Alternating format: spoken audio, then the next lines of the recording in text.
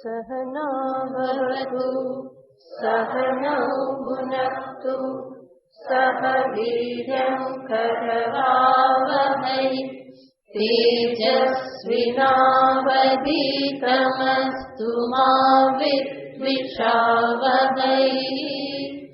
ॐ शान्ति शान्ति शान्तिः।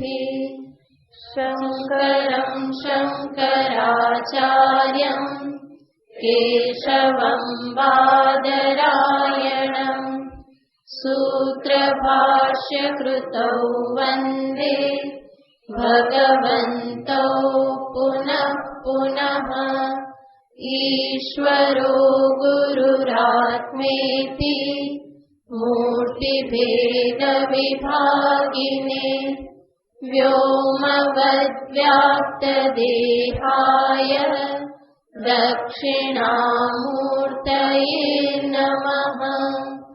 ॐ पार्थाय प्रतिबोधितां भगवता नारायणेन स्वयं व्यासेन ग्रथितां पुराणमुनिना मध्ये महाभारतम् अद्वैतामृतवर्षिणीं भगवती अष्टादशाध्यायिनीम् अम्ब त्वामनुसन्दधामि भगवद्गीते भवद्वेषिणी।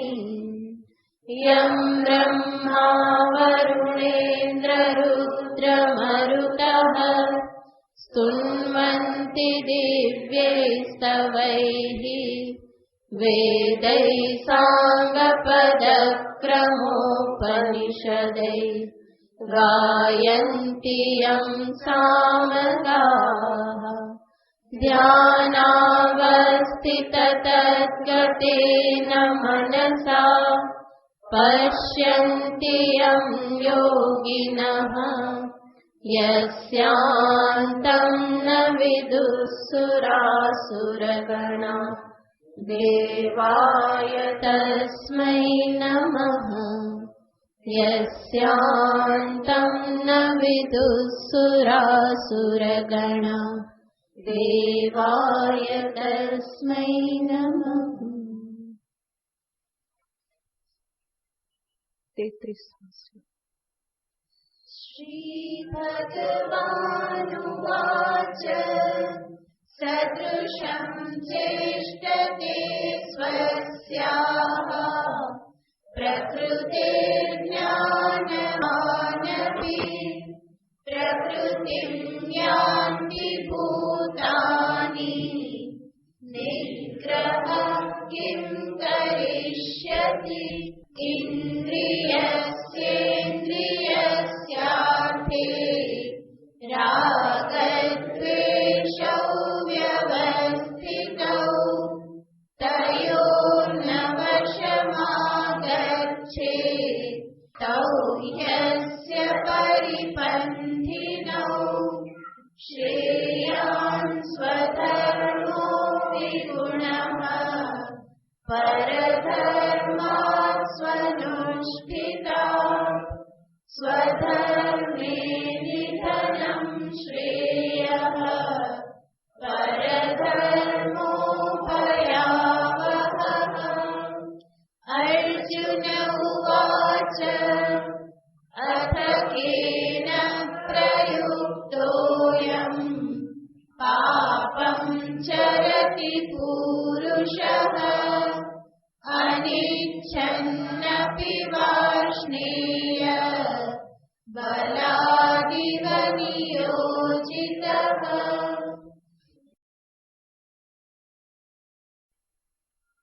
ભગવાને અર્જુનને દર્શાવ્યું પોતાના ધર્મનું પાલન કરવામાં કલ્યાણ છે અને ધર્મથી શુદ્ધ થવામાં મનુષ્યનું કલ્યાણ નથી. આ પ્રમાણે ભગવાને કહ્યું તો અર્જુનના મનમાં પ્રશ્ન થાય છે કે તો પછી સર્વ મનુષ્યો શા માટે ધર્મનું જ આચરણ નથી કરતા? પોતાને પ્રાપ્ત થયેલા જે પણ ધર્મ કર્તવ્ય જે છે એનું જ આચરણ શા માટે નથી કરતા? એનાથી વિપરીત કર્મ યાને અધર્માદિનું આચરણ શા માટે કરે છે? કોનાથી પ્રેરિત થઈને કરે છે? તો અર્જુને દર્શાવ્યું કે અથ કેન પ્રયુક્તોયમ પાપમ ચરતિ પુરુષ. આ પાપનું આચરણ પુરુષ કોના વડે કરે છે? આમ તો ભગવાને આગળ આનો ઉત્તર આપી દીધેલો છે. બીજા અધ્યાયમાં ભગવાન કહી ચૂકેલા છે, ધ્યાયતો વિષયાન પુંસઃ સંગસ્તેષુ ઉપજાયતે સંગાત સંજાયતે કામઃ કામાત ક્રોધો વિજાયતે ક્રોધાત ભવતિ સમ્મોહ સમ્મોહાત સ્મૃતિવિભ્રમઃ સ્મૃતિભ્રંશાત બુદ્ધિનાશઃ બુદ્ધિનાશાત પ્રણશ્યતિ. તો આ જે બધું ડાપણ ખોવાઈ જાય છે એ શેના કારણે ભગવાન આગળ બતાવી ચૂક્યા છે. કામ ઉત્પન્ન થાય છે, આસક્તિ, એના પરિણામે અંતે ક્રોધ ઉત્પન્ન થાય છે, ક્રોધથી બુદ્ધિ વિભ્રષ્ટ થઈ જાય છે. આ બધું ભગવાન આગળ બતાવી ચૂક્યા છે. છતાં પણ અહીંયા અર્જુન ફરી સ્પષ્ટતાને અર્થે પ્રશ્ન પૂછી રહેલા છે અને ભગવાન પણ વિશેષ સ્પષ્ટતાથી આ પ્રશ્નનો ઉત્તર પણ ભગવાન આપવાના છે. તો અહીંયા અર્જુન જ્યારે આ પ્રમાણે પૂછે છે કે અથ કેન પ્રયુક્ત, સામાન્ય સિદ્ધાંત છે કે મનુષ્ય પોતાના રાગ દ્વેષથી જ પ્રવૃત્ત થાય છે. માટે અહીંયા જ્યારે અર્જુન પૂછે કે કેન પ્રયુક્ત, તો એવું લાગે છે કે જાણે કોઈક બીજી વ્યક્તિ આ પ્રમાણે કરાવે છે. વાસ્તવમાં તો કોણ કરાવે છે? ભગવાન ઉત્તર દેવાના છે, કામ એશ ક્રોધ એશ, રાગ દ્વેષથી જ પ્રવૃત્તિ થાય છે. પરંતુ સામાન્ય મનુષ્ય આ સમજી શકતો નથી કે શું રાગ શું દ્વેષ, અને પરિણામે એને પ્રશ્ન થાય છે કે કોઈક કરાવી રહેલું છે. તો એવી રીતનો સામાન્ય અનુભવ હોવાથી અર્જુન આ પ્રમાણે પ્રશ્ન પૂછે છે. જ્યારે સત્કર્મ કરે તો એને એવું લાગતું નથી કે કોઈક કરાવે છે, બલકે સત્કર્મ કરે ત્યારે તો એ પોતે શું કહેશે, મેં આટલી મહેનત કરી અને કર્યું, મેં આટલો કઠોર પરિશ્રમ કર્યો, જેના પરિણામે આ પ્રમાણે કર્મ થયું, મેં બહુ સજાગતા રાખી એટલા માટે આ પ્રમાણે સત્કર્મ થયું.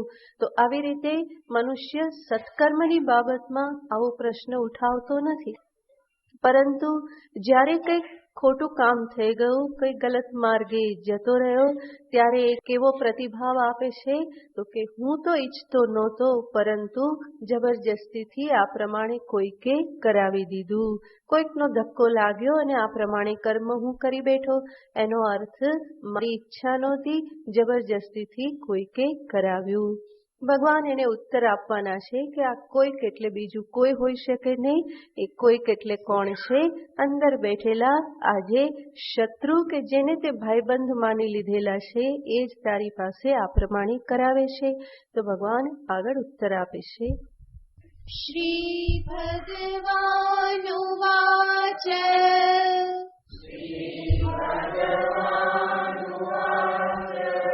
કામ એષ ક્રોધ એષ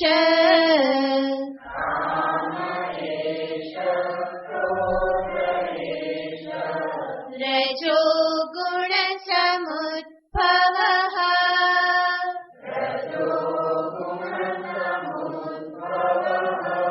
મહાશનો મહાપાપ્મા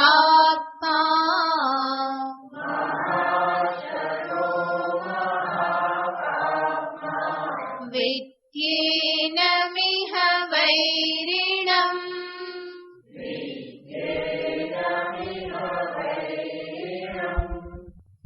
શ્રી ભગવાન ઉવાચ કામ એષ ક્રોધ એષ. ભગવાન કહેશે કે આ કરાવનાર કોણ છે? આ કામ અને આ ક્રોધ. ભગવાન કામ અને ક્રોધ માટે અહીંયા સર્વનામ વાપરે છે, આ કામ અને આ ક્રોધ. આવું ભગવાન શા માટે કહે છે? આપણે આ કોના માટે વાપરીએ? જે આપણને સામે દેખાતું હોય, જેના વિષયમાં કોઈ શંકા ન હોય, એને આપણે શું કહીએ? આ તરીકે કહીએ છીએ. જેમ કે આ ફૂલ, આ પુસ્તક, આ ટેબલ, આ માઇક. એનો અર્થ શું? જે એકદમ સ્પષ્ટ જ છે, જેના વિશે કોઈ શંકા નથી, જે સામે ઉપસ્થિત જ છે, એવી વસ્તુને માટે આપણે આ શબ્દ વાપરીએ છીએ. અને ભગવાન અહીંયા શું કહે છે? આ કામ અને આ ક્રોધ, એનાથી સિદ્ધ શું થાય છે? ભગવાન સૂચિત કરે છે કે આ કામના અને ક્રોધ જે છે એ કોઈ તારા માટે અજાણી વસ્તુ નથી, બલ્કિ એનો રોજ રોજ સાક્ષાત્કાર થતો જ રહેશે. એ બાબતમાં કોઈ શંકા ક્યારેય પણ રહેતી નથી. ઈચ્છાઓ ઉત્પન્ન થયા કરે છે. ઈચ્છા ઉત્પન્ન ન થાય તો જે વચ્ચે આવ્યું એના ઉપર ક્રોધ ઉત્પન્ન થયા કરે છે. તો આ કામ અને ક્રોધ જે છે એ કોઈ અજાણી વસ્તુ નથી, એકદમ જ દરેકને માટે અનુભવ સિદ્ધ છે. માટે ભગવાન કહે છે કે અર્જુન, આ કામના અને આ ક્રોધ જે છે એ જ આ પ્રમાણે પાપ કર્મ કરાવે છે. મનુષ્યના વ્યવહારનો વિચાર કરીએ તો આપણને ખ્યાલ આવે છે કે મનુષ્ય જે પ્રવૃત્તિ કરે છે, જ્યાં એ પ્રવૃત્ત થાય છે, તો બે રીતે એ વ્યવહારમાં, કર્મમાં પ્રવૃત્ત થાય છે. એક તો કારણ હોય છે એની પોતાની ઈચ્છાઓ, રાગદ્વેષ. તો એક પ્રવૃત્તિ પોતાના રાગદ્વેષથી થાય છે. અને પ્રવૃત્તિ માટેનું બીજું કારણ હોય છે કોઈકની આજ્ઞા, કે જ્યાં મારા રાગદ્વેષ વચ્ચે આવતા નથી, રાગ પણ નથી, દ્વેષ પણ નથી, પરંતુ હું શા માટે પ્રવૃત્ત થઉં છું? તો કે કોઈની આજ્ઞા છે માટે. તો અનેક વખત મારી ઈચ્છા નથી, પરંતુ કોઈ કહે છે એટલા માટે હું કરું છું, વડીલ કહે છે માટે કરું છું. તો આવી રીતે કોઈની આજ્ઞાથી હું પ્રવૃત્ત થઉં છું. ઘણી વખત મારે પ્રવૃત્ત થવું હોય, પરંતુ કોઈ ના પાડે કે ના, એમ નહીં કરવાનું, ત્યાં નહીં જવાનું, આવું નહીં બોલવાનું, તો ફરી પાછું ત્યાં પણ શું થઈ જાય છે? રોક લાગી જાય છે. ગમતું હોવા છતાં પણ હું રોકાઈ જાઉં છું, ન ગમતું હોવા છતાં પણ કરવા માટે પ્રવૃત્ત થઈ જાઉં છું. એ શેના પરિબળે? કોઈની આજ્ઞા છે, આદેશ છે, એનાથી એ પ્રમાણે કરું છું. તો કર્મમાં પ્રવૃત્તિ નિવૃત્તિ જે છે, કાં તો મારા જ પોતાના રાગથી અથવા તો દ્વેષથી થાય છે, અથવા કોઈકની આજ્ઞાથી થાય છે. આ બે પરિબળ હોય છે કે જેના થકી પ્રવૃત્તિ થાય છે. હવે અહીંયા જ્યારે અર્જુન પૂછે છે કે કેન પ્રયુક્ત, કોનાથી પ્રેરિત થયેલો, કોની આજ્ઞાથી હું આ પ્રમાણે પ્રવૃત્ત થઉં છું? તો ભગવાન સ્પષ્ટ કરે છે કે અર્જુન, કોઈની આજ્ઞાથી નહીં, કારણ કે શાસ્ત્ર, ગુરુ, ઈશ્વર કે કોઈ પણ હિતચિંતક જે છે એ ક્યારેય પણ ખોટું કામ કરવા માટે કે પાપ કર્મ કરવા માટે આજ્ઞા આપવાના નથી. અને અર્જુનનો પ્રશ્ન શું છે? પાપમ ચરતિ પુરુષ, પાપ કોની આજ્ઞાથી કરે છે, કોની પ્રેરણાથી કરે છે? તો ભગવાન અહીંયા સ્પષ્ટ કરવા માંગે છે કે મનુષ્યની પાપ કર્મમાં પ્રવૃત્તિ ક્યારેય પણ આ શાસ્ત્ર, ગુરુ કે ઈશ્વર આજ્ઞાથી કે પ્રેરણાથી થાય છે એવું નથી. કારણ કે શાસ્ત્ર, ગુરુ, ઈશ્વર ક્યારેય પણ ખોટું કામ કરવાને માટે પ્રેરિત કરવાના નથી. માટે બાકી શું રહ્યું? એક જ બાકી રહ્યું કે એ પ્રમાણેનું કામ જે થાય છે, ખોટું કામ કે પાપ કર્મ થાય છે, એની પાછળનું પ્રેરક બળ શું હોવું જોઈએ? માત્ર ને માત્ર મારા પોતાના રાગ દ્વેષ જે છે એ જ એના માટે કારણ હોઈ શકે. તો ભગવાન અહીંયા એને જ સ્પષ્ટ રૂપે દર્શાવી રહેલા છે. કામ એશ, ક્રોધ એશ. આ જે કામ અને ક્રોધ જે છે એ જ આ પાપ કર્મ કરાવે છે. તો અનેક વખત ઈચ્છા ન હોવા છતાં પણ ખોટું કામ કરીએ છીએ. આપણને એવું લાગે છે કે પાછળ કોઈ ઈચ્છા નથી, પરંતુ કોઈક ને કોઈક સ્વાર્થ એની પાછળ રહેલો હોય છે. એનો સ્વીકાર નથી થતો, એટલા માટે આપણે કહીએ છીએ કે ના ના, તો કોઈક કરાવે છે, મારી ઈચ્છા નથી. જેમ આજકાલ બધા કહેતા હોય છે કે શું કરીએ, પૈસા આપવા પડે, શું કરીએ, એ શું કરીએ જબરજસ્તી આપવા પડે છે, લાંચ આપવી પડે છે, આવું બધું જે કહેવામાં આવે, શા માટે આપવી પડે છે, જબરજસ્તી શેની છે? કારણ કે એની પાછળ કોઈ કામ કરાવવું છે, કંઈક ને કંઈક ઈચ્છા રહેલી છે કામ પૂરું કરાવવાની, એટલા માટે એ આપવામાં આવે છે. પરંતુ મનુષ્ય ત્યાં સુધી વિચાર કરતો નથી, એ ખાલી ક્યાં સુધી જઈને અટકી જાય છે, જબરજસ્તી આપવા પડે છે, પરાણે આપવા પડે છે, ઈચ્છા નથી. ઈચ્છા નથી એ ઈચ્છા નથી, પરંતુ એની પાછળ બીજી કોઈક ઈચ્છા તો રહેલી જ છે, કોઈ કાર્ય સિદ્ધ કરાવવાની ઈચ્છા રહેલી છે, જેના પરિણામે એ પ્રમાણે પ્રવૃત્ત થાય છે.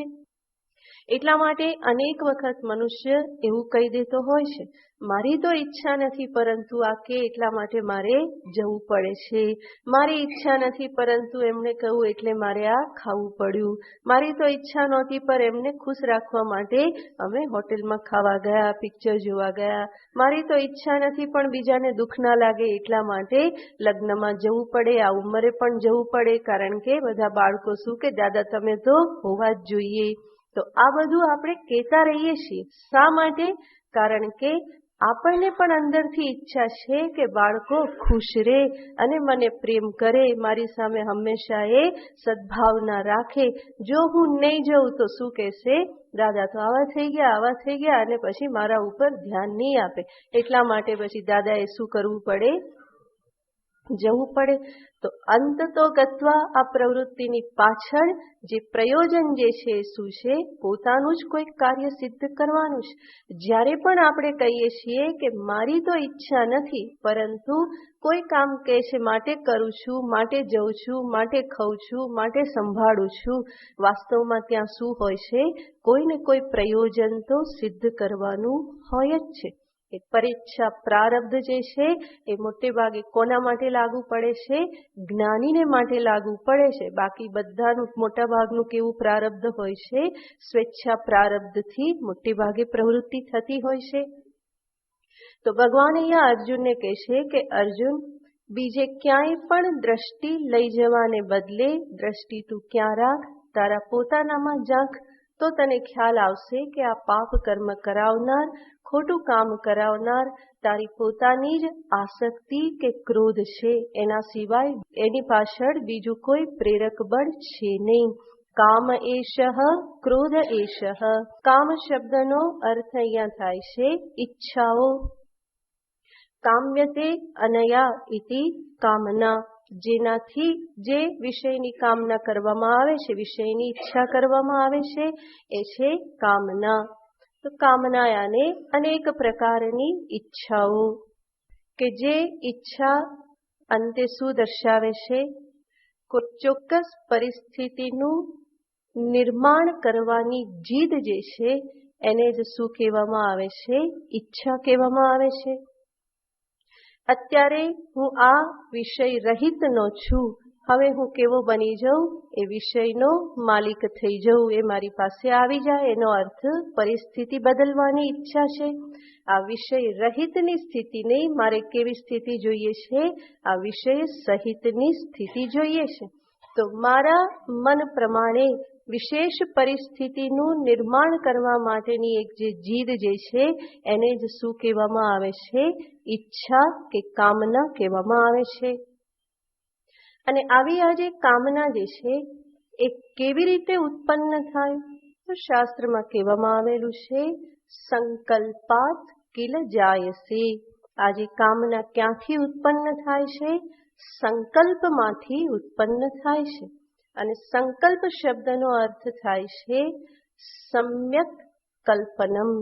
કોઈ વિષયના સંદર્ભમાં એક સારા પ્રકારની કલ્પના કરી દેવી. સારી કલ્પના એનો અર્થ શું, આ વિષય મારી પાસે હોય, મારી પાસે હશે તો મને સુખ આપશે, એનાથી મારું જીવન સગવડ ભર્યું બનશે, એનાથી મારી પ્રતિષ્ઠા વધશે, એનાથી મને શાંતિ બનશે. આવી પ્રમાણેની કલ્પના કરી લેવી એને જ કહેવામાં આવે છે સમ્યક કલ્પનમ, અને એ જ છે સંકલ્પ. અને એક વખત આ પ્રમાણેની કલ્પના કરી કે આ મારી પાસે હોય તો સારું, મને સુખ સગવડ મળે, તો તરત જ આગળ પછી શું થાય છે, એ મારી પાસે હોવું જોઈએ, મને જોઈએ છે. પહેલા શું લાગે છે?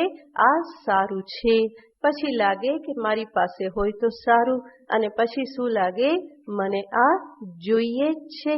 તો આ રીતે ઈચ્છા જે છે એ આ સમ્યક કલ્પનામાંથી ઉત્પન્ન થાય છે, જેને ભગવાને આગળ કહ્યું હતું, ધ્યાયતો વિષયાન પુંસઃ સંગસ્તેષુ જાયતે. ધ્યાન કરવાથી, વિષયોનું ધ્યાન કરવાથી, અને ધ્યાન કેવી રીતનું? તો કે વિષયમાં શોભન બુદ્ધિ, સમ્યક કલ્પના કરવાથી. એવી રીતનું ધ્યાન થાય વિષયનું, તો પછી આગળ જતા શું થાય છે? એને પ્રાપ્ત કરવાની ઈચ્છા થાય છે.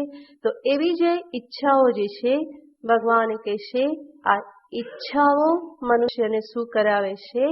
પાપ કર્મ કરાવે છે. અને બીજું ભગવાન કહેશે ક્રોધ એશ. આ ક્રોધ પણ શું કરાવે છે? તો કે પાપ કરાવે છે. જ્યારે ઈચ્છા પૂર્ણ ન થાય ત્યારે જે પણ ઈચ્છા પૂર્તિમાં અવરોધ રૂપ બન્યું એમના માટે શું આવે છે? ક્રોધ આવે છે. અને ક્રોધ એક પ્રકારનો દ્વેષ જ છે. દ્વેષની જ અભિવ્યક્તિ ક્રોધ રૂપે થાય છે. અને એ જ ક્રોધ આગળ જતા હિંસાનું રૂપ ધારણ કરે છે. ક્રોધથી વાચિક હિંસા પણ થાય, શારીરિક હિંસા પણ થાય, અને માનસિક હિંસા પણ ક્રોધથી થાય છે. અને આ હિંસા સ્વયં પાપ છે. તો ક્રોધ જે છે, ભગવાન કહેશે એશ ક્રોધ, કે આ જે ક્રોધ જે છે એના થકી મનુષ્ય પાપમાં પ્રેરિત થાય છે. હવે આ પ્રમાણે કયા પછી ભગવાન આગળ કહેશે કે આ કામ અને ક્રોધ જે છે એ કેવા છે? રજોગુણ સમુદ્ભવ. રજોગુણમાંથી ઉત્પન્ન થનારા. કામના રજોગુણમાંથી ઉત્પન્ન થાય છે, ક્રોધ પણ રજોગુણમાંથી ઉત્પન્ન થાય છે. એટલું જ નહીં, આ જે શબ્દ જે છે એને આચાર્યો બીજી રીતે પણ કહે છે, જે રજોગુણને ઉત્પન્ન કરનાર છે. તો સ્વયં રજોગુણમાંથી ઉત્પન્ન થાય છે, અને પછી રજોગુણના પણ વિશેષ ઉદ્ભવનું જે કારણ બની જાય છે. કેવી રીતે જોઈએ તો પૂર્વના જે રજોગુણના જે સંસ્કાર છે અંતરમાં, એ રાજસિક સંસ્કાર જો પ્રગટ થાય તો એના પરિણામે શું થાય છે? ઈચ્છા, કામના ઉત્પન્ન થાય છે. ઉત્પન્ન થયેલી ઈચ્છાને પૂરી કરવાને માટે જ્યારે હું જોશ સાથે પ્રવૃત્ત થઉં તો ફરી પાછું એ કોને વધારે છે? રજોગુણને વધારે છે. ઉત્પન્ન થયેલી ઈચ્છાને પૂરી કરવા માટે, પૂરી થયેલી ઈચ્છાને જ્યારે પછી હું ભોગ કરું, વિષય પ્રાપ્ત કરું અને એનો ભોગ કરું, તો ભોગ જે છે એ પણ શું વધારે છે? રજોગુણને વધારે છે. અને એ જે કર્મના સંસ્કાર, ભોગના સંસ્કાર ફરી પાછા અંતરમાં આવે છે, એનાથી ફરી રજોગુણની વૃદ્ધિ થાય છે. તો રજોગુણના પરિણામે કામ ક્રોધની ઉત્પત્તિ, કામ ક્રોધના પરિણામે ફરી રજોગુણમાં વૃદ્ધિ, રજોગુણની વૃદ્ધિથી ફરી કામ ક્રોધની ઉત્પત્તિ, એની ઉત્પત્તિ ફરી રજોગુણમાં વૃદ્ધિ. આ પ્રમાણે રજોગુણ અને કામ ક્રોધ જે છે એ પરસ્પર એકબીજાને ઉપોદબલક બને છે, બલવાન બનાવનારા બને છે. એટલા માટે જ જો આમાંથી બહાર નીકળવું હોય તો પ્રથમ રજોગુણમાંથી જે ઈચ્છા ઉત્પન્ન થઈ એને ત્યાં જ સંભાળી લેવામાં આવે તો પછી રજોગુણ વૃદ્ધિ નથી થતી. કેવી રીતે સંભાળવાની એનો વિચાર આગળ કરીશું, પણ અત્યારે ભગવાન કહેશે કે આ જે કામ ક્રોધ જે છે એ રજોગુણ સમુદ્ભવ, રજોગુણમાંથી ઉત્પન્ન થયેલ છે. એટલું જ નહીં, સાથે ભગવાન કહેશે કે આ જે કામના જે છે કેવી છે? મહાશનઃ. મહાશનઃ એનો અર્થ છે ખૂબ ખાનારી. મહાશનયાને જે ખૂબ ખાનાર છે, જેનું પેટ ક્યારેય પણ ભરાતું નથી. જ્યારે કહો ત્યારે તૈયાર જ હોય. તો કામનાને અહીંયા ભગવાન કહેશે મહાશનઃ. એટલા માટે સ્વાભાવિક જ સિદ્ધ થાય છે કે ઈચ્છાઓને પૂરી કરતા રહેવાથી એ ક્યારેય પણ પૂરી થતી નથી. એમાંથી ક્યારેય પણ છુટકારો મળતો નથી. ન જાતુ કામ કામાનામ ઉપભોગેન શામ્યતિ. જે આ વિષયોની ઈચ્છા જે છે એનો ઉપભોગ કરવાથી એ ઈચ્છા શાંત થતી નથી. તમે વિચાર કરો, અત્યાર સુધીના જીવનમાં કેટલી વખત આઈસ્ક્રીમ ખાધો છે? ઈચ્છા થાય છે કે નહીં? હજુ પણ ગરમી આવી એટલે તરત જ ગુજરાતીઓ તૂટી પડવાના, એમાં અમદાવાદી તો ખાસ. તો કેટલા વર્ષોથી ખા કર્યું છે, છતાં પણ એ ઈચ્છા પૂરી થતી નથી. કેટલા વર્ષોથી કેરી ખાતા આવીશ, પરંતુ જેવી ગરમી શરૂ થાય કે શું દેખાવા લાગે છે? એ દેખાવા લાગે છે. અને ખૂબ ખાધી, પેટ ભરીને રોજ રોજ રસ પીધો, અને છતાં પણ ક્યાં સંગ્રહ કરીને રાખે છે? ફ્રીઝરમાં, ડીપ ફ્રીજમાં રાખી મૂકે છે. કારણ કે વચ્ચે વચ્ચે પણ ઈચ્છા થવાની છે, ખબર છે, ત્યારે એ કામ લાગે. કારણ કે નહીં તો મળશે તો છેક પાછી ક્યારે? બીજા સમરમાં. વચ્ચે ઈચ્છા થાય તો શું કરીશું, એટલા માટે ફરી સાચવી રાખવામાં આવે.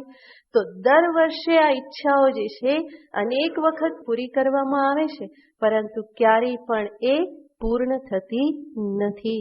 આ તો એક બે દ્રષ્ટાંત માત્ર છે. આ અનેક ઈચ્છાઓ કે જે થયા જ કરે છે, શબ્દ સ્પર્શ રૂપ રસ ગંધને લઈ અને ઈચ્છાઓ ઉત્પન્ન થયા જ કરે છે. તો જેટલું પણ એને આપો એટલી એ વધારે ને વધારે પ્રબળ થતી જાય છે. એની પૂર્તિ થતી નથી, એમાંથી છુટકારો મળી શકતો નથી. આજકાલના મનોવૈજ્ઞાનિકો એવું કે શું કરવાનું? ઈચ્છા થાય તો પૂરી કરી લેવાની, એને દબાવવાની નહીં. જે ફ્રોઈડ થઈ ગયા એની આ જ ફિલોસોફી છે કે ઈચ્છા થાય તો શું કરવાની? પૂરી કરી લેવાની, દમન નહીં કરવાનું. દમન કરવાથી કોઈ સમાધાન થતું નથી. વાત તો સાચી જ છે. વેદાંત પણ એવું જ કહેશે કે દમન એ સમાધાન નથી, પણ સાથે સાથે વેદાંત કહેશે કે એની પૂર્તિ કરવી એ પણ સમાધાન નથી. તો શું કરવાનું? વિચારપૂર્વક, વિવેકપૂર્વક એમાંથી મુક્ત થવા માટેનો પ્રયત્ન કરવાનો. તાત્કાલિક ઉપાય રૂપે દમનને જરૂર સ્વીકાર કરો, પરંતુ એ હંમેશનો ઉપાય નથી. એની નિરર્થકતા સમજી અને એમાંથી ઉપર ઉઠવાનું હોય. સમજવું પડે કે આવું તો અનેક વખત આ ભોગ ભોગવેલો છે, અને છતાં પણ એનાથી પરિતૃપ્તિ પ્રાપ્ત થયેલી નથી. ક્યાં સુધી મનુષ્ય ભોગવતો રહે તો પણ એને એમાંથી ક્યારેય પણ છુટકારો મળવાનો નથી. માટે જ શાસ્ત્ર કહે છે યત પૃથિવ્યામ વ્રીહિયવમ. આ પૃથ્વી ઉપર જેટલા પણ ધન ધાન્ય, જેટલા પણ વિષયો, હિરણ્ય, જે કંઈ પણ છે, સોનું આદિ, એ બધું જ એક વ્યક્તિને આપી દેવામાં આવે તો પણ ન અલમ, એના માટે પૂરતું થવાનું નથી.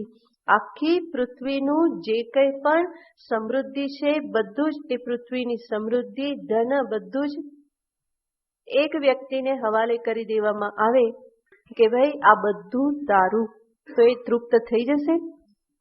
નહીં થાય. પછી શેની ઈચ્છા થવાની છે? આ બધું મારું, હવે ઉપરના લોકનું પણ જોઈએ. નિશ્વો હેકશતમ શતિ દશશતમ લક્ષમ સહસ્રાધિપ લક્ષેશ પુનઃ ચક્રતામ વાંછતી. તો ત્યાં કહે છે કે જેની પાસે કંઈ નથી એ રૂપિયાની ઈચ્છા કરે. રૂપિયો જેની પાસે છે એ સોની ઈચ્છા કરે. શતિ સહસ્રમ, જેની પાસે 100 છે એ 1000ની ઈચ્છા કરે. 1000 જેની પાસે છે એ લાખની ઈચ્છા કરે. લક્ષેશ પુનઃ ચક્રતામ ચક્રેશ ક્ષિતિપતિમ. જે લક્ષ્ય લાખો જેને પ્રાપ્ત કરી લીધા એ શું ઈચ્છે છે? તો કે એ ચક્ર અને ચક્રવર્તી રાજા બનવા ઈચ્છે છે. તો એક વખત ધન હાથમાં આવ્યું તો પછી ખુરશી જોઈએ ને. ગાંધીનગરમાં બધા બહુ સારી રીતે જાણે છે કે ધન છે તો પછી શું જોઈએ? સત્તા જોઈએ. તો લક્ષેશ ચક્રેશતામ, ચક્રેશતામ અને ચક્રવર્તી રાજા થવા ઈચ્છે છે. અને જે ચક્રવર્તી અને સમસ્ત પૃથ્વીનું રાજ્ય ઈચ્છે છે. ચક્રેશ પુનરિન્દ્રતામ, જે ચક્રવર્તી થયો એ ફરી સ્વર્ગના રાજ્યને ઈચ્છે છે. ચક્રેશ પુનરિન્દ્રતામ સુરપતિમ, અને જે ઇન્દ્ર થયો એ કોને ઈચ્છે છે? તો કે બ્રહ્માજીના પદને ઈચ્છે છે. હું સ્વર્ગનો રાજા આવે શેનો થવો જોઈએ? સત્યલોકનો, બ્રહ્મલોકનો રાજા થવો જોઈએ. અને બ્રહ્માજી કોને ઈચ્છે છે? તો કે છે જે બ્રહ્માજી જે છે એ હરિપદમ, એ કોને ઈચ્છે છે? કે મારે તો શું થવું છે? વિષ્ણુ થવું છે. કારણ કે આ બ્રહ્માજી થવામાં તો સફેદ દાઢી ધારણ કરવી પડે, બધા દાદાજી કે અને વારંવાર શું કરવું પડે? બધાનો જન્મ કરાવવો પડે. એના કરતા વિષ્ણુ સારા, અનંતશાહી, લક્ષ્મીજી હંમેશા પગ દબાવતા રહે, તો એ વધારે સારું. અને વિષ્ણુને શું થાય? આના કરતા તો શિવજી બનવું સારું. કારણ કે કેટલા બધાના પેટ ભરવાના, પરિપાલન કરવાનું, જ્યારે શિવજીને તો શું કરવાનું? એકવાર ત્રીજું નેત્ર ખોલ્યું તો બધું કામ ક્ષણમાં પતી ગયું, પછી કંઈ કરવાનું રહેતું નથી. તો આ રીતે એક પછી એક ઈચ્છા જે છે એ થતી જ રહે છે. તૃષ્ણાવધિમ કો ગતઃ, તૃષ્ણાની અવધિને પારને કોણ પ્રાપ્ત થયેલું છે? એના માટે વિવેક, વિચાર, જ્ઞાન આ સિવાય બીજો કોઈ ઉપાય નથી. તો જે કામના જે છે, ભગવાન અહીંયા કહે છે મહાશનઃ, એ બહુ જ ખાનારી છે, એનો અંત આવનારો નથી. માટે એ મહાશનઃ કામના જે છે એની પૂર્તિ કરતા રહેવું એ કોઈ ઉપાય નથી. આખા જીવનભર ભોગ ભોગવ્યા છતાં પણ યયાતિને ફરી શું ઈચ્છા થઈ? ફરી જુવાન બનવાની ઈચ્છા થઈ અને પુત્રનું આયુષ્ય જે છે એ પણ એણે લઈ લીધું. તો કેટલી હદ સુધી આ કામનાનું પ્રાબલ્ય છે. વૃદ્ધ થઈ ગયો છતાં પણ એ જે કામના ઈચ્છા જે છે એ પૂર્ણ થતી નથી. અંગમ ગલિતમ પલિતમ તુંડમ દશન વિહીનમ જાતમ તુંડમ વૃદ્ધો યાતિ ગુહિત્વા દંડમ તદપિ ન મુંચતી આશા પિંડમ. આશા કામના જે છે એ છૂટતી નથી. માટે જ ભર્તૃહરિજી કહે છે કે જેમ જેમ ઉંમર વધે એમ એમ શું થાય છે? તો કે જીર્યતઃ જીર્યંતિ કેશાહ, જીર્યતઃ જીર્યંતિ દંતાહ. જેમ જેમ જીર્ણાવસ્થા, વૃદ્ધાવસ્થા આવે એમ એમ શું થાય છે? તો કે કેશ બધા પાકી જાય છે, વાળ બધા ખરવા લાગે છે. વૃદ્ધાવસ્થા આવે તો શું થાય છે? દાંત બધા પડી જાય છે. આવી રીતે બધું એક પછી એક ક્ષીણ થવા લાગે છે. પરંતુ કહે છે કે એક જ વસ્તુ ક્ષીણ થતી નથી. તૃષ્ણૈકા તરુણાયતિ. આ તૃષ્ણા એવી છે કે જેમ જેમ વૃદ્ધાવસ્થા આવે એમ એમ યુવાન થતી જાય છે. તો બીજું બધું તો ક્ષીણ થતું જાય છે, જ્યારે તૃષ્ણા જે છે એ વધારે ને વધારે યુવાન થતી જાય છે. એટલા માટે જ મનુષ્ય 60, 70, 80 વર્ષે પણ શાંતિથી બેસી શકતો નથી. અને આજકાલ ફરી વધારે વાસનાને ઉકસાવવામાં આવે છે. બરાબર કરો, જંપીને બેસવાનું જ ના હોય. જીવનની છેલ્લી ઘડી સુધી આનંદ માણો, વિષયોનો ભોગ કરો, આ બધું કહેતા રહેવામાં આવે છે. પરંતુ એનો કોઈ અંત નથી. આજે રફતાર જે છે અનંત જન્મોથી ચાલી આવે છે. એવો એક પણ ભોગ નથી કે જે જીવે ભોગવેલો ના હોય. માત્ર આ જન્મમાં નહીં, 84 લાખ યોનિઓમાં જે દેહ ધારણ કર્યા એ સર્વ દેહના ભોગ એણે પોતે ભોગવેલા જ છે. એ આકાશમાં પણ ઉડેલો છે ને સમુદ્રમાં માછલી બનીને પણ એ રહેલો છે. બધા જ પ્રકારના દેહ એણે ધારણ કરેલા છે, બધા ભોગ ભોગવેલા છે. અને છતાં પણ હજુ એ ભોગ બુદ્ધિમાંથી એ બહાર આવતો નથી. તો એનું કારણ શું છે? કારણ કે આ ભોગ વાસના જે છે કેવી છે? મહાશનઃ, ખૂબ ખાનારી છે, ક્યારેય પણ પૂરી થનારી નથી. એ બોટમલેસ કન્ટેનર છે, જેટલું પણ એમાં નાખો એમાં ભેગું થતું નથી, બધું તરત જ એ નીકળી જાય છે, ક્યારેય પણ પાત્ર ભરાતું નથી. આ છે મહાશનઃ. અને આગળ ભગવાન કહે છે મહાપાપમાં. આ જ કામના જે છે એ શું કરાવે છે? પાપ કરાવે છે. તીવ્ર કામના એ જ પાપ માટેનું મૂળ છે. મહાન પાપમ યસ્માત યાતિ પુરુષઃ સ મહાપાપમાં. જેના કારણે મનુષ્ય મહાન પાપ કરે છે, મોટા પાપ કર્મ કરે છે, એને જ અહીંયા ભગવાન કહે છે મહાપાપમાં. શા માટે આ કામના મહાન પાપમાં છે, પાપ કરાવે છે? કારણ કે મનુષ્ય પાપ કર્મ ક્યારે કરે છે? જ્યારે એની વિવેક બુદ્ધિ નષ્ટ થઈ જાય છે. એટલા માટે જ વાસનાનું લક્ષણ આપવામાં આવેલું છે. વાસના કોને કહેવાય? યાદ છે બાળકો? દ્રઢ ભાવનયા ત્યક્ત્વા પૂર્વ વિચારણામ યદા દાનમ પદાર્થસ્ય વાસનાસા પ્રકીર્તિતા. કોને વાસના કે તૃષ્ણા કે ઈચ્છા તીવ્ર કહેવામાં આવે છે? તો શાસ્ત્રકારો એનું લક્ષણ આપે છે કે છે દૃઢ ભાવનયા ત્યક્ત્વા પૂર્વાપર્વ વિચારણામ. આગળ પાછળનો વિચાર કર્યા વગર જે દ્રઢ ભાવના, જે તીવ્ર આ પ્રમાણે જે ભાવના અંતરમાં ઉત્પન્ન થાય છે કે જે તીવ્રતાના પરિણામે આગળ પાછળનો કોઈ વિચાર થઈ શકતો નથી. અને આગળ પાછળના વિચાર વગર પદાર્થસ્ય યદ આદાનમ, પદાર્થનું જે ગ્રહણ કરી લેવામાં આવે તો એને જ શું કહેવામાં આવે છે? વાસના કહેવામાં આવે છે. એનો અર્થ વાસના કે ઈચ્છા જે છે એ વિવેક કરવા દેતી નથી કે આનું પરિણામ શું આવશે, આનું હેતુ શું છે, આનું સ્વરૂપ શું છે, આનું પરિણામ શું આવશે, મનુષ્યને વિચાર કરવા દેતી નથી. જ્યારે ફળ પ્રાપ્ત થાય ત્યારે આંખો ચાર થઈ જાય છે કે અરે રે આવું પ્રાપ્ત થયું. પણ એ ફળ શેના કારણે પ્રાપ્ત થયું છે? પોતાના જ કર્મના કારણે પ્રાપ્ત થયેલું છે. પાપ કર્મ કરવા ગયા, લાંચ લેવા ગયા અને પકડાઈ ગયા ત્યારે ખબર પડે કે ઓ આ તો ખોટું થયું. પણ એ ખોટું થયું પહેલા એ વિચાર થતો નથી. કોઈ પણ આવા જે ખોટા કર્મ જે છે એમાં વિવેક બુદ્ધિ પહેલા ભ્રષ્ટ થયેલી હોય છે. અને વિવેક બુદ્ધિ આ તીવ્ર ઈચ્છાના કારણે જ ભ્રષ્ટ થઈ જાય છે, જે આગળ વિચારવા દેતી નથી. માટે ભગવાન અહીંયા કહે છે મહાપાપમાં. એટલું જ નહીં, ક્રોધ જે છે એ પણ કેવો છે? મહાપાપમાં. મનુષ્યને પાપ તરફ દોરી જનારો છે. મોટે ભાગે હિંસા આદિ પાપ જે થાય છે શેના કારણે થાય છે? આ ક્રોધના કારણે જ થાય છે. તો ક્રોધથી યુક્ત વ્યક્તિ, કામનાથી યુક્ત વ્યક્તિ જે છે એ વાસ્તવિકતાનું દર્શન કરી શકતી નથી. જે ચક્ષુથી અંધ છે એ તો જોતો નથી, પરંતુ કામાંધો અપી નૈવ પશ્યતી. કામનાથી અંધ થયેલો, ક્રોધથી અંધ થયેલો જે છે એ પણ વાસ્તવિક દર્શન કરતો નથી.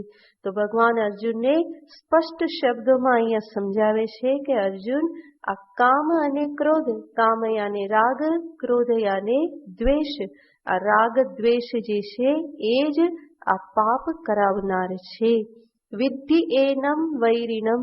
ભગવાન ફરી એક વખત અહીંયા કહી દે છે કે આને બધાને તું શું જાણ? તો કે વૈરિણમ, આને તું વૈરી અને શત્રુ જાણ. આગળ તો કીધેલું જ હતું તૌહિ અસ્ય પરિપંથિનૌ. એને જ અહીંયા ફરી ભગવાન કહે છે કે એને તું શત્રુ જાણ, કારણ કે આ તારા અધ્યાત્મ પથના વૈરી છે, તને આગળ વધવા દેવાના નથી. કામ અને ક્રોધ જે છે એ જ તો મને સ્વરૂપથી ઈશ્વરથી વિમુખ કરનાર છે. અને અધ્યાત્મ સાધનાનો અર્થ છે ઈશ્વરાભિમુખ થવું, આત્માભિમુખ થવું. અને એ ક્યારે સંભવ બને? જ્યારે અંતરમાં આ બધા આવેશો જ્યારે ઓછા થયેલા હોય, તો એના વગર સંભવ બનતું નથી. કામ ક્રોધ એક પ્રકારના આવેશ છે, અને આવેશ ઉત્પન્ન થયા પછી કોઈ વિચાર કરવાનું સામર્થ્ય રહેતું નથી. માટે ભગવાન કહેશે કે આ બંને જે છે એ તારા અધ્યાત્મ પથના વૈરી છે, શત્રુ છે. માટે એમાંથી મુક્ત થવું જ રહ્યું. ભગવાન તો કહેશે મુક્ત થવું રહ્યું. કેવી રીતે મુક્ત થઈ શકાય? કેટલાક ઉપાયો આપણે અહીંયા જોઈએ તો કામનાઓ, ઈચ્છાઓ જે અનેક પ્રકારની જે છે એમાંથી કેવી રીતે મુક્ત થઈ શકાય? તો મેં અનેક વખત કહેલું છે કે અધ્યાત્મ સાધનામાં સર્વ ખામીઓ, દુર્ગુણો જે કંઈ પણ છે એમાંથી મુક્ત થવાને માટે સૌ પ્રથમ શેની આવશ્યકતા હોય છે? વિચારની. અહીંયા જે પણ ઉપાયો જે છે એ ઉપાયો વિચારાત્મક ઉપાય છે, કોઈ ચમત્કાર નથી. એવા કોઈ બટન અહીંયા દર્શાવવામાં નહીં આવે કે આને દબાવી દીધું તો બધું શાંત થઈ ગયું, કે કોઈ ચમત્કાર અહીંયા નથી. અધ્યાત્મ સાધનામાં ચમત્કારને કોઈ સ્થાન નથી. મનુષ્યએ, સાધકે પોતાએ પરિશ્રમ કરવો પડે અને પોતાના પરિશ્રમથી આ બધી ખામીઓમાંથી બહાર નીકળવું પડે. તો ભગવાન પણ અહીંયા જ્યાં જ્યાં પણ ઉપાય બતાવે છે ત્યાં ભગવાન વિચાર રૂપી જ ઉપાય બતાવે છે. તો અહીંયા પણ કામ અને ક્રોધમાંથી મુક્ત થવાને માટે જે વિચારો રૂપી ઉપાય જે છે, જુદા જુદા કેવી રીતે વિચાર કરી શકાય એને જ આપણે જોવાના છે. તો સર્વપ્રથમ કામનામાંથી મુક્ત થવાને માટે સર્વપ્રથમ જોવું પડે કામની અનંતતા, વિષય ઈચ્છાની અનંતતા. કે જે હમણાં આપણે વિચાર કર્યો કે મનુષ્ય ક્યારેય પણ તૃપ્ત થતો નથી.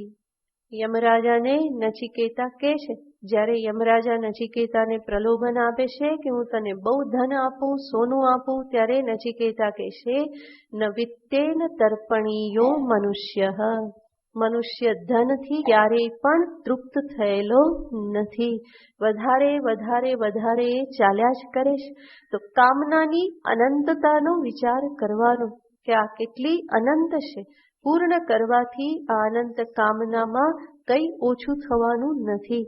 માટે પૂર્ણ કરવું એ કોઈ ઉપાય નથી, એનાથી મુક્ત થઈ શકાતું નથી. તો ફરી ફરીને જોવાનું કે એવો તો કયો ભોગ ભોગવવાનું બાકી રહી ગયો છે, એવું તો કયું વિષય સુખ પ્રાપ્ત કરવાનું બાકી રહી ગયેલું છે. આ જન્મમાં, આની પૂર્વના અનેક જન્મમાં એ બધું ભોગવેલું જ છે, અને ભોગવ્યા છતાં પણ ઘડો તો અધૂરો ને અધૂરો જ રહેલો છે. એમાં કઈ પૂર્ણતા પ્રાપ્ત નથી થઈ. આ વિચાર ફરી ફરીને અંતરમાં કરવો પડે, તો ધીમે ધીમે ખ્યાલ આવે કે આનો કોઈ અંત નથી, એની પાછળ પડવા જેવું નથી. બીજો ઉપાય છે, એક તો એના આનંત્યનો વિચાર કરવો, બીજું એ કામના પૂર્તિને અર્થે જે સમય, શક્તિ, ધન આદિની જે બરબાદી જે છે, એનો જે વ્યય જે છે એનો પણ વિચાર કરવો. જરૂર જીવન જીવવાને માટે જેટલી આવશ્યકતા છે એટલી ઈચ્છાઓ કે એને અનુરૂપ જેટલી ઈચ્છાઓ થાય એની સામે કોઈ વિરોધ નથી, પરંતુ એનાથી વિશેષ વધારે ને વધારે વિષયમાંથી સુખ સગવડ ભોગવવા માટે જે વૃત્તિ થાય છે એની વાત અહીંયા કરવામાં આવે છે. તો જે કામ જે ઉત્પન્ન થાય છે, ઈચ્છાઓ જે ઉત્પન્ન થાય છે, એને જ્યારે હું પૂરી કરવામાં લાગી જાઉં તો શું વિચાર કરવો પડે કે એને પૂરી કરવામાં કેટલો સમય જાય છે, શું ખરેખર મારા જીવનના અમૂલ્ય સમયને હું આવી તુચ્છ ઈચ્છા પૂર્તિ કરવામાં વાપરું એ યોગ્ય કહેવાય? શું મને એ પોષાય એવું છે કે હું મારા સમયને આવી રીતે વેડફી નાખું? જીવનના મહાન લક્ષ્યને સામે રાખું તો એવી સમયની બરબાદી મને પોસાય નહીં. એટલું જ નહીં, જે કંઈ પણ વિશેષ ભોગ જે છે એ શરીરને, શક્તિને હણનારા છે. સર્વેન્દ્રિયાણામ જરયંતિ તેજઃ. નચિકેતાનું જ વચન છે કે જેટલા પણ વધારે ભોગ થાય એટલી ઇન્દ્રિયો જે છે એ ક્ષીણ થતી જાય છે. તો શક્તિનો પણ વ્યય થાય છે અને ધનનો વ્યય તો જરૂર થાય જ છે. ફરી જે ધન પ્રાપ્ત કરવાને માટે કેટલો પરિશ્રમ કરેલો હતો, તો આ બધાને ફરી ફરીને જોવામાં આવે તો એવા પ્રકારની ઈચ્છાઓ જે છે એમાંથી મનુષ્ય મુક્ત થઈ શકે.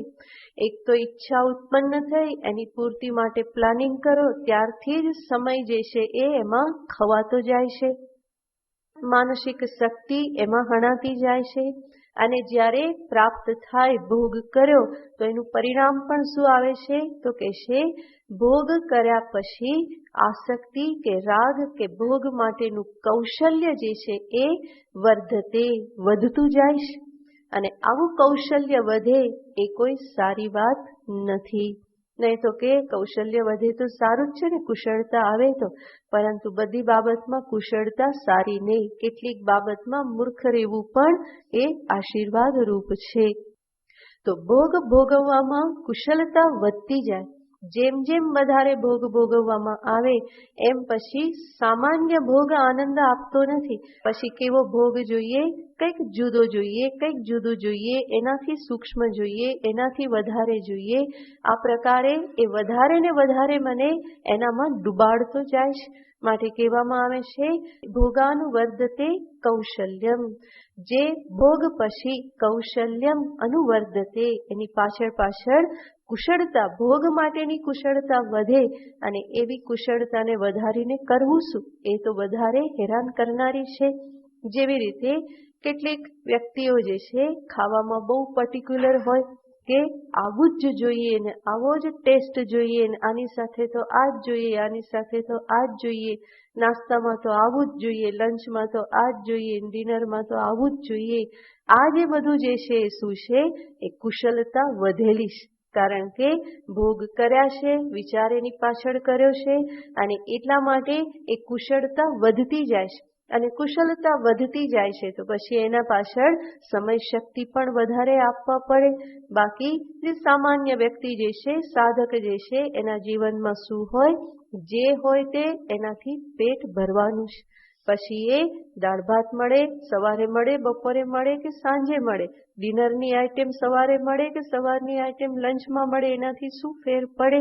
ખાખરા ખાવાથી પણ બપોરે પેટ ભરાઈ જાય અને મમરા ખાવાથી પણ પેટ ભરાઈ જાય. બપોરે કંઈ ના મળ્યું તો લંચ વખતે પણ દૂધ પીવાથી પેટ ભરાઈ જાય. પેટ ભરાવાથી કામ છે. પછી એમાં વચ્ચે એવું નહીં આવવું જોઈએ કે આ તો સવારે જ ખવાય, આ તો નાસ્તાની વસ્તુ જ છે ને, આ તો સાંજે ડિનરમાં જ ખવાય. અરે ભાઈ, પેટમાં નાખવાનું છે, ભૂખ દૂર થવી જોઈએ, એના માટે પેટ ભરવાનું છે. નહીં કે આવા બધા લાલન પાલન કરવાને માટે. જો એમાં ને એમાં જે વ્યક્તિ તત્પર રહે એના માટે આ સાધના નથી. ન ભોજનાચ્છાદન તત્પરસ્ય. ભોજન અને આચ્છાદનને માટે જે તત્પર છે, આવું જ ભોજન મળવું જોઈએ, આવા જ વસ્ત્ર મળવા જોઈએ, આવી જ પથારી મળવી જોઈએ, એવું બધું જે વિચાર્યા કરે, એમાં જે બહુ તત્પર છે, તો શાસ્ત્ર કહે છે ન મોક્ષ, એવી વ્યક્તિને મોક્ષ પ્રાપ્ત થતો નથી. સ્પષ્ટ રૂપે કહી દેશે કે ન મોક્ષ ન લોકચિત્ત ગ્રહણે રતસ્ય. લોકચિત્ત, લોકોના મનને, ચિત્તને ખુશ રાખવામાં જે હંમેશા પ્રયત્નશીલ છે, જે ભગવાનને ખુશ કરવાનું વિચારતો નથી, પરંતુ કોને ખુશ કરવાનું વિચારે છે? લોકો મારાથી ખુશ રહેવા જોઈએ, હંમેશા એને એ પ્લીઝ કરતો રહે. એની જગ્યાએ જો એ ભગવાનની પ્રસન્નતા માટે પ્રયત્ન કરે તો એ કેટલો બધો આગળ વધે. પરંતુ એવું થતું નથી, તો શાસ્ત્ર કહેશે એને મોક્ષ પ્રાપ્ત નથી થઈ શકતો.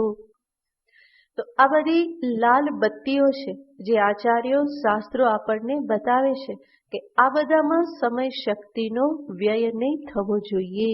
ક્ષુદ્વ્યાદિશ્ચ ચિકિત્સ્યતામ. જરૂર આ ભૂખ જે છે એ શું છે? એક રોગ છે, એ પરમેનન્ટ રોગ છે. એને ઉપાય કર્યો સવારે, ફરી સાંજે એનું ફરી પાછો ઉપાય કર્યો, ફરી બીજે દિવસે એનું તો એ ચાલ્યા જ કરે છે. અને રોગ જે છે, રોગ માની અને ભોજન રૂપી ઔષધ જે છે એ ગ્રહણ કરવાનું હોય.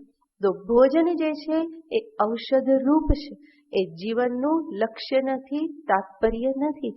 માટે જ ત્યાં આચાર્ય કહે છે, સ્વાદ્વન્નમ નતુ યાચ્યતામ વિધિવશાત પ્રાપ્તેન સંતુષ્યતામ. સ્વાદિષ્ટ અન્નની યાચના નહીં કરવી જોઈએ, પરંતુ વિધિવશાત પ્રારબ્ધથી જે પ્રાપ્ત થયું એમાં સંતુષ્ટ રહેવું જોઈએ. તો આ બધું સાધકોને કહેવામાં આવે છે કે જે સાધકના જીવનનું લક્ષ્ય ભગવત પ્રાપ્તિ કે આત્મનિષ્ઠા પ્રાપ્તિ, બ્રહ્મ સાક્ષાત્કાર પ્રાપ્તિ, મોક્ષ પ્રાપ્તિ, એ જેનું લક્ષ્ય જે છે એને આ બધું કહેવામાં આવે છે. તો કામના જે છે એ આ પ્રમાણે જેમ જેમ ભોગવવામાં આવે વિષયોને એમ એમ કુશળતા વધારતી જાય છે. અને જેટલું કૌશલ્ય વધ્યું એટલો જ એ જીવ વધારે કામનાના ખાડામાં અંદર ઉતરે છે, પતનમાં વધારે જાય છે, એ બહાર આવતો નથી. માટે જ ભગવાને અહીંયા એને કહ્યું મહાશનો, એ ખૂબ ખાનાર છે અને સારું સારું ખવડાવ્યું તો પછી વધારે સારું માગે, વધારે સારું માગે, એનાથી વધારે સારું, એનાથી વધારે સારું. એટલા માટે જ તો આપણે જોઈએ છીએ આજ સમયમાં શું થઈ રહેલું છે, રોજ નવું નવું, રોજ નવું નવું, રોજ નવો મોબાઈલ આવે અને એટલા માટે એ નવો જોઈએ, પછી જૂનો ગમતો નથી. નવી નવી સ્ટાઇલ બધામાં આવતી જ રહે. કારના મોડેલ નવા નવા આવતા રહે, મોપેડના મોડેલ નવા નવા આવતા રહે, કપડાની ફેશન નવી નવી આવતી રહે, બધું કેટલું કેટલું નવું નવું આવતું રહે છે. અને એના પરિણામે એ નવું નવું મેળવવાની ઈચ્છા પણ વધતી જાય છે. હવે આવું નહીં, હવે તો આવું જોઈએ, હવે આનાથી વધારે સારું, આનાથી વધારે સારું, આ ફેસિલિટી. તો એ કૌશલ્ય વધતું જાય છે, ભોગવવાનું કૌશલ્ય વધતું જાય છે. પરિણામે વધારે ને વધારે ભોગ જે છે એની વાંછા થતી જ રહેશે. તો એ જે એની જે ખામી જે છે મહાશનત્વમ, અને એના પરિણામે સમય, શક્તિ, આ બધાની જે બરબાદી જે છે એને જો ફરીને જોવામાં આવે તો ધીમે ધીમે મન જે છે એ કામનાની પકડમાંથી મુક્ત થતું જાય. અને થોડું જો વિચાર કરવાનું સામર્થ્ય હોય તો ત્રીજો ઉપાય છે કે ઈચ્છા જ્યાં હજુ સંકલ્પ અવસ્થામાં હોય ત્યાં જ એની સંભાળ લઈ લેવી. ધ્યાયતઃ વિષયાન પુંસઃ, જ્યાં ધ્યાન થવા લાગ્યું, સમ્યક કલ્પના થવા લાગી, આ સારું છે, સગવડ આપશે, સુખ આપશે, એવી જ્યાં કલ્પના થવા લાગી, ત્યાં જ સાધક જો સજાગ થઈ જાય તો ત્યાં જ એ એને સંભાળી શકે છે. કામ જાનામિ તે મૂલમ સંકલ્પાત કિલ જાયસે, નત્વામ સંકલ્પયિષ્યામિ તેન મેન ભવિષ્યસી. તો સાધક જ કામનાને સંબોધન કરીને કહેશે કે હે ઈચ્છા, હવે તારું મૂળ મને ખબર પડી ગઈ, તું ક્યાંથી આવે છે મને ખબર પડી ગઈ. સંકલ્પાત કિલ જાય છે, તું ક્યાંથી ઉત્પન્ન થાય છે, સંકલ્પમાંથી જ ઉત્પન્ન થાય છે. અહમ જાનામી તવ મૂલમ, તારું જે મૂળ જે છે એને હું જાણી ગયેલો છું કે તું સંકલ્પમાંથી જ ઉત્પન્ન થાય છે, સમ્યક કલ્પનામાંથી ઉત્પન્ન થાય છે. નત્વામ સંકલ્પયિષ્યામિ, હવેથી હું સંકલ્પ જ નહીં કરું, વિષય ધ્યાન જ નહીં કરું, અને એટલા માટે તેન મેન ભવિષ્યસી, એ કારણથી હવે તું મારામાં ઉત્પન્ન નહીં થઈ શકે. તો આ સાધકની સજાગતા છે. સજાગ હોય એને જ સાધક કહેવાય. આવી સજાગતા હોય તો એ સંકલ્પ અવસ્થામાં જ સંકલ્પને એ છોડી દેશે, ઈચ્છા સુધી એ પહોંચતો નથી. બલકી મનમાં ધ્યાન થવા લાગ્યું, વિચાર થવા લાગ્યો, સમ્યક કલ્પના થવા લાગી કે તરત એ સજાગ થઈ જાય છે અને તરત જ શું કહે છે, સાવધાન સાવધાન, ભાઈ હવે આગળ વધવાનું નથી, આ પટરી પરથી ઉતરી જાઓ, ગાડી આનાથી ઉતારી દો આ પાટા પરથી, કારણ કે ગઈ તો સડસડાટ ફરી પાછી એ રોકાતી નથી. માટે ત્યાં જ એને બ્રેક લગાવી દેશે કે અહીંયા આગળ વધવા જેવું નથી. તો આ ત્રીજો ઉપાય છે કે સંકલ્પાત કિલ જાયસે, નત્વામ સંકલ્પયિષ્યામિ, સંકલ્પ અવસ્થામાં જ એની સંભાળ લઈ લેવી.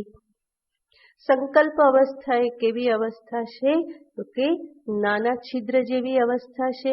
જેને એક વખત કહેલું છે, તમારા ગુરુજી કહેતા કે કપડું ફાટે ત્યારે જરાક ફાટ્યું હોય ત્યારે જ સાંધી લેવામાં આવે તો એ બચી જાય. પરંતુ જો એ થોડુંક ફાટ્યું અને સંભાળ ન લીધી તો પછી શું થઈ જાય છે તો કે એ મોટું ને મોટું થતું જાય છે, છિદ્ર મોટું થતું જાય છે. પરિણામે પછી એને સંભાળી શકાતું નથી. એ બહાર પણ દેખાવા લાગે, બધાની સામે ઉગાડું પણ થઈ જાય, પછી સંભાળ લેવી સંભવ બનતી નથી. તો એવી જ રીતે આ ઈચ્છા સંકલ્પ અવસ્થામાં હોય, હજુ શરૂઆત થઈ છે ત્યાં જ જો એની સંભાળ લઈ લેવામાં આવે તો પછી એ આગળ વધી શકતી નથી. પણ એક વખત આગળ વધી ગયું ને બધું ફાટ થઈ ગયું તો પછી એને સંભાળી શકાતું નથી. માટે સાધક સાવધાનીપૂર્વક પોતાના સંકલ્પોને જોતો રહેશે. ભગવાને પણ સંન્યાસી માટે શું કહ્યું? સર્વ સંકલ્પ સંન્યાસી. ભગવાનની પરીક્ષા તો બહુ મોટી પરીક્ષા છે. એ કહેશે કે ઈચ્છાઓનો ત્યાગ નહીં, કહેશે કે ઈચ્છા સુધી તો પહોંચવાનું જ નહીં, ત્યાંથી સંન્યાસ થઈ જવો જોઈએ. સંકલ્પ અવસ્થામાં જ સર્વ સંન્યાસ.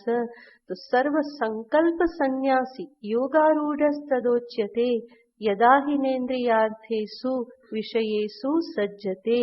જ્યારે એ ઇન્દ્રિયોના વિષયમાં આસક્ત નથી થતો, સર્વ સંકલ્પનો ત્યાગ કરનારો થાય તો ભગવાન કહેશે કે એ યોગારૂઢ છે.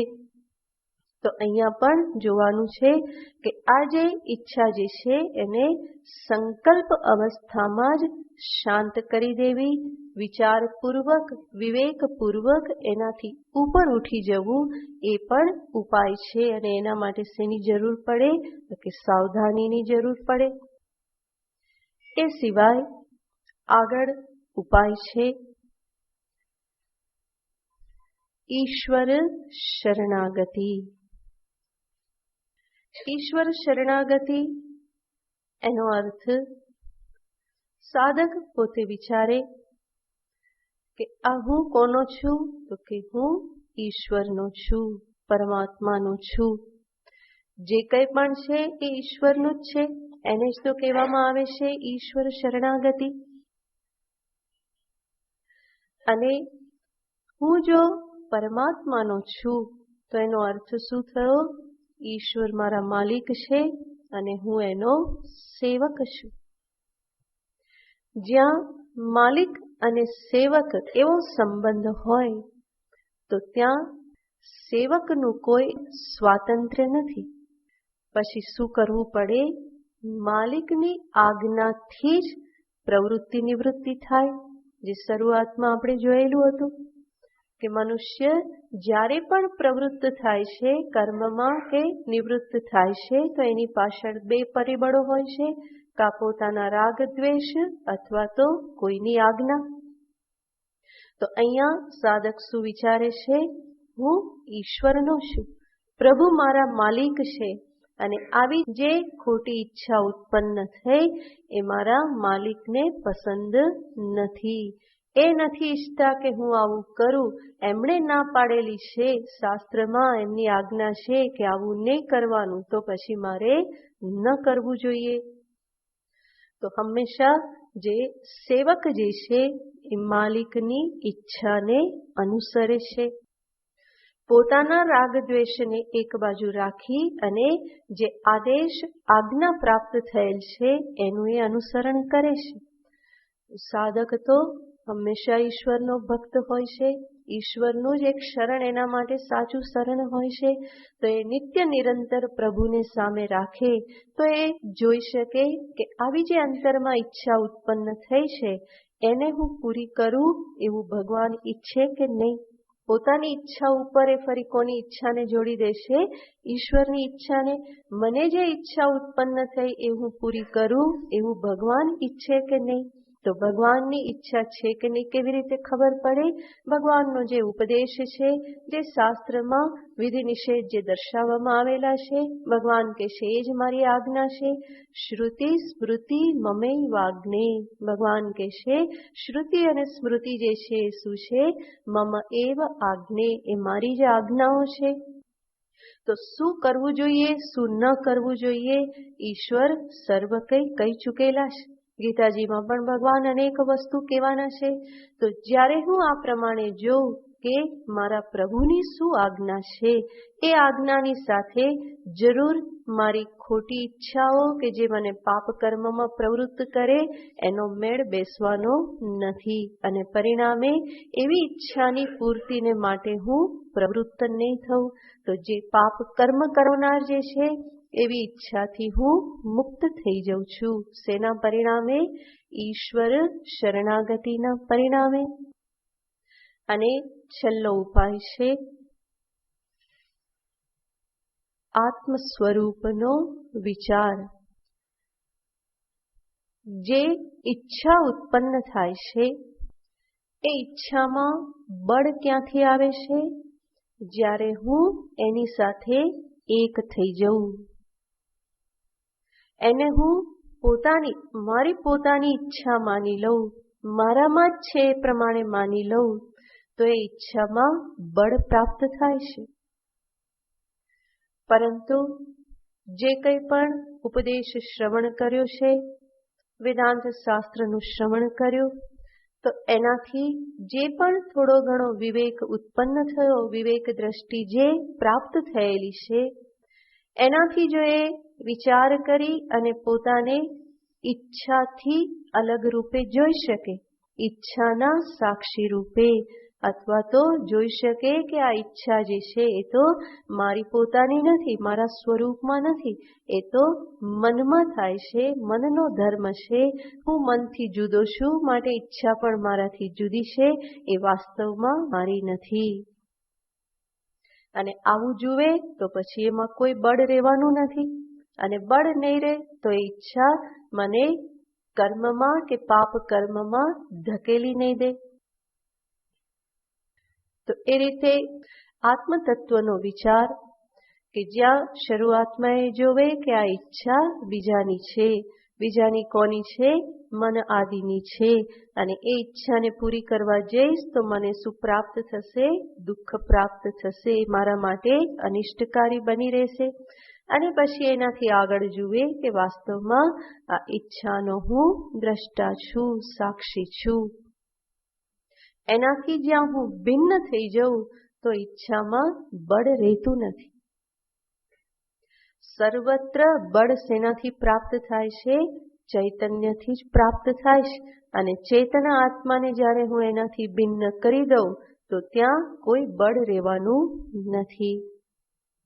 તો આવી રીતે આ બધા કામનાઓમાંથી મુક્ત થવા માટેના ઉપાયો છે. કેવી રીતે આ ઈચ્છાઓમાંથી હું મનને ધીમે ધીમે મુક્ત કરું? તો ધીમે ધીમે હું ક્યાં આગળ વધું? અધ્યાત્મ પથે આગળ વધી શકું. તો આવી આ એશ કામઃ જે ભગવાને કહ્યું રજોગુણ સમુદ્ભવ, એ રજોગુણમાંથી ઉત્પન્ન થનારી પ્રારબ્ધવશ જે કંઈ પણ અંતઃકરણમાં સંસ્કાર છે, પ્રકૃતિવશ ઈચ્છા ઉત્પન્ન થઈ ગઈ. એ ઈચ્છા ક્યારે ઉત્પન્ન થાય છે? જ્યારે પ્રકૃતિનો ગુણ રજોગુણ વધારે વૃદ્ધિ પામે ત્યારે ઈચ્છા ઉત્પન્ન થશે. પરંતુ આપણે પહેલા જોયેલું હતું કે ઈચ્છા ઉત્પન્ન થાય છે પ્રકૃતિવશ, સંસ્કારવશ, પ્રારબ્ધવશ, પરંતુ એને પૂરી કરવી કે નહીં એ કોના હાથ છે? મનુષ્યના હાથમાં છે. અને ત્યાં જ મારે મારા સ્વાતંત્ર્યનો, પુરુષાર્થનો ઉપયોગ કરવાનો છે. તો ઈચ્છા ઉત્પન્ન થઈ જશે. જો પૂર્વના એવા સંસ્કાર રજોગુણની વૃદ્ધિ થઈ તો, પણ જો હું ફરી એની પૂર્તિ કરવામાં લાગી જાઉં તો ફરી શું થશે? રજોગુણની પણ વૃદ્ધિ થશે. એની વૃદ્ધિ થઈ તો ફરી એવા સંસ્કાર જાગૃત થશે. ફરી પૂર્તિ કરું તો ફરી રજોગુણની વૃદ્ધિ થશે. તો આ જે વિશેષ ચક્ર જે છે, સર્કલ જે છે, એમાં હું અટવાતો જાઉં છું. એનો અર્થ સંસારનો ક્યારેય પણ અંત આવતો નથી. માટે એવા ચક્રમાંથી બહાર નીકળવા માટે શું કરવું જોઈએ? જ્યાં પહેલા ઉત્પન્ન થાય છે, રજોગુણ ઉત્પન્ન થયો, ઈચ્છા ઉત્પન્ન થઈ, ત્યાં જ વિચાર કરી અને એને જો શાંત કરી દેવામાં આવે તો રજોગુણ પણ શાંત થઈ જાય છે. આગળ ફરી પ્રવૃત્તિ થતી નથી.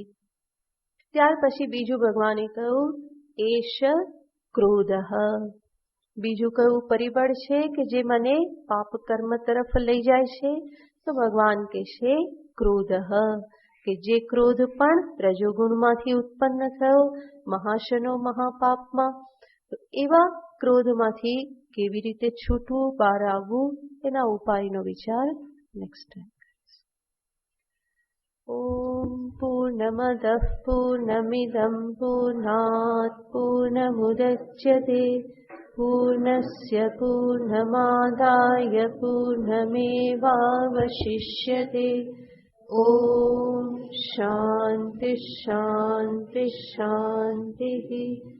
હરિ ઓમ. શ્રી ગુરુભ્યો નમઃ. હરિ ઓમ. પાના નંબર 165.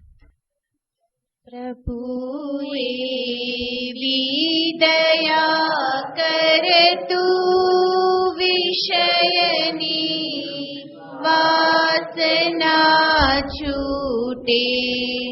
પ્રભુએ વિદયા કરતું વિષયની વાસના છૂટે.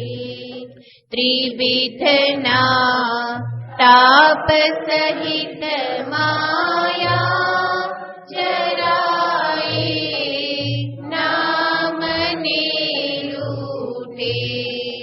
ત્રિવિધના તાપ સહિત માયા જરાય નામને લૂટે. બધી ઇન્દ્રિયો મારી રહે તલ્લીન તારામાં. બધી ઇન્દ્રિયો મારી રહે તલ્લીન તારામાં. સુતા કે જાગતા મનમાં મલિન વિચાર ના ઉઠે. પ્રભુએ વિદયા કરતું વિષયની વાસના છૂટે. રહે નહીં વસ્તુની મમતા બધામાં હો સદા સમતા. રહે નહીં વસ્તુની મમતા બધામાં હો સદા સમતા. રહે નહીં દંભરી લડામાં ત્રિગુણની શૃંખલા તૂટે. પ્રભુએ વિદયા કરતું વિષયની વાસના છૂટે. પરાયા દોષ જોવાની ન થાઓ વૃત્તિ કે ઈચ્છા. પરાયા દોષ જોવાની ન થાઓ વૃત્તિ કે ઈચ્છા. પ્રભુ શ્રી ના ચરણ કમલે અલૌકિક ભક્તિ રસ લૂટે. પ્રભુએ વિદયા કરતું વિષયની વાસના છૂટે. સદા હો ભાવના તારી નિરંતર ધ્યાન હો તારું. સદા હો ભાવના તારી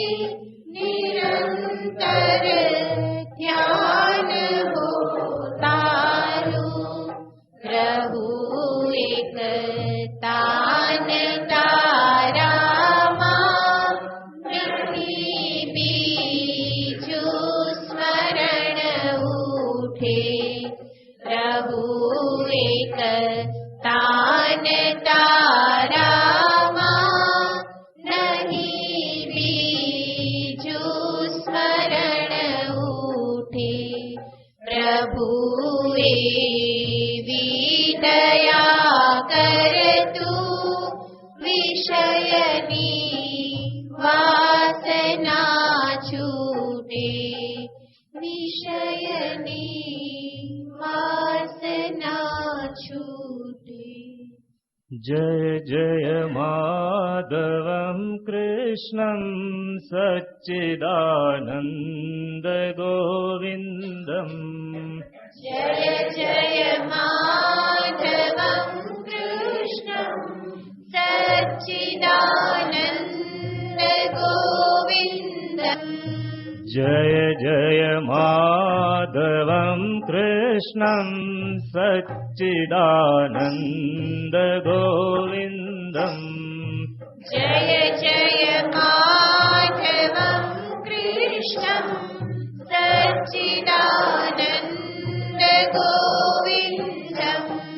जय मुरलीधरं देवं वन्दे द्वारिकाधीशम्. जय मुरलीधरं देवं वन्दे द्वारिकाधीशम्. जय मुरलीधरं देवं वन्दे द्वारिकाधीशम्. जय मुरलीधरं देवं वन्दे द्वारिकाधीशम्. जय जय माधवं कृष्णं सच्चिदानन्द गोविन्दम्. जय जय माधवं कृष्णं सच्चिदानन्द गोविन्दम्. जय जय माधवं कृष्णं सच्चिदानन्द गोविन्दम्. जय जय माधवं कृष्णं सच्चिदानन्द गोविन्दम्. जय मुरलीधरं देवं वन्दे द्वारिकाधीशम्.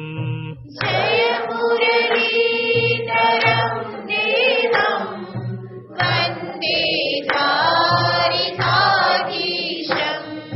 जय मुरलीधरं देवं वन्दे द्वारिकाधीशम्.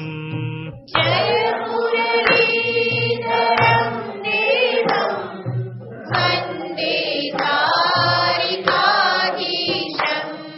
जय जय माधवं कृष्णं सच्चिदानन्द गोविन्दम्. जय जय माधवं कृष्णं सच्चिदानन्द गोविन्दम्. जय जय माधवं कृष्णं सच्चिदानन्द गोविन्दम्. जय जय माधवं कृष्णं सच्चिदानन्द गोविन्दम्. जय मुरलीधरं देवं वन्दे द्वारिकाधीशम्. जय मुरलीधरं देवं वन्दे द्वारिकाधीशम्. जय मुरलीधरं देवं वन्दे द्वारिकाधीशम्. जय मुरलीधरं देवं वन्दे द्वारिकाधीशम्.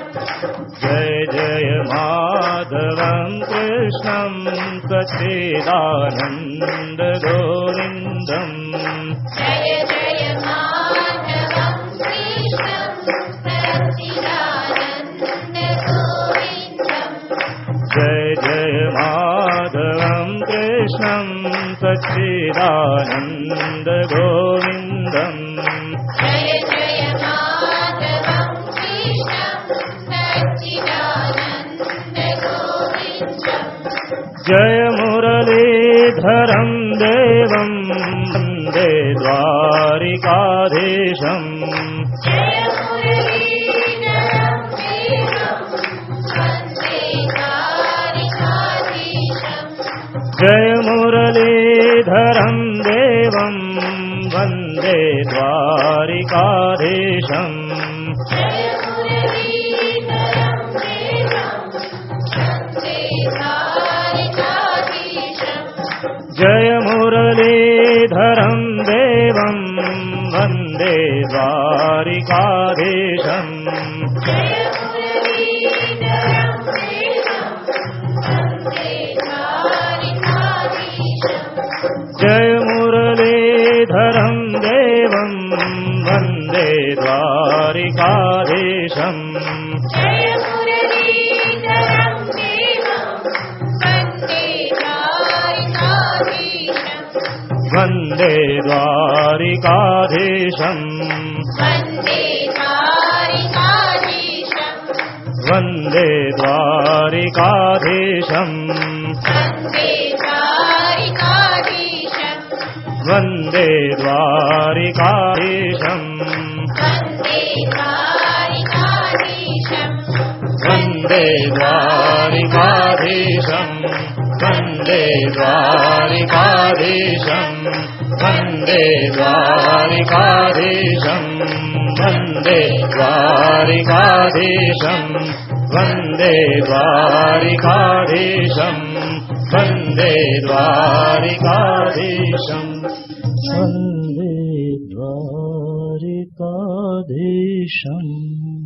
वन्दे द्वारिकाधीशम्